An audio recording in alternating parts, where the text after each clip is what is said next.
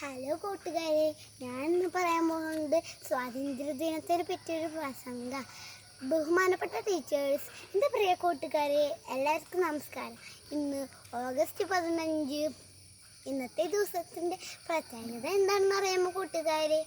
ഇന്ന് നാം നമ്മുടെ 77ാമത്തെ സ്വാതന്ത്ര്യദിനം ആഘോഷിക്കുന്നു.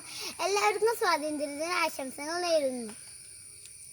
ഇന്ന് ഓഗസ്റ്റ് 15 ഓരോ ഇന്ത്യക്കാരും സന്തോഷത്തോടെയും അഭിമാനത്തോടെയും ആഘോഷിക്കുന്ന ദിനം.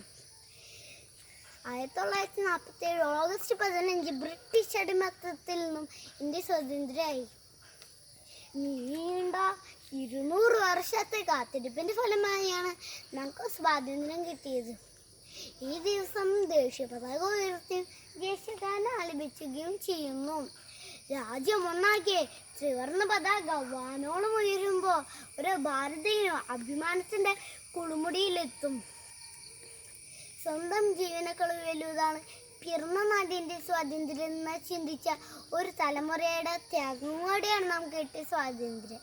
ഈ സ്വാതന്ത്ര്യത്തിനായി പോരാടിയ രാജ്യസ്നേഹികൾ നമുക്ക് ഓർക്കാം.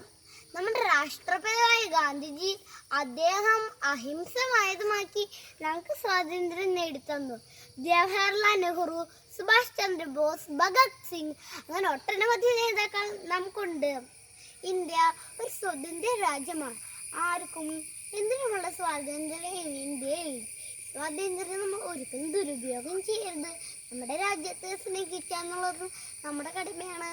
നാം അവരും ഒന്നാണ് എന്ന ചിന്തയോട് നമുക്ക് മുന്നേറാം. എല്ലാവർക്കും ഒരിക്കൽ കൂടി സ്വാതന്ത്ര്യദിന ആശംസകൾ നേരുന്നു. ജയ് ഹിന്ദ്.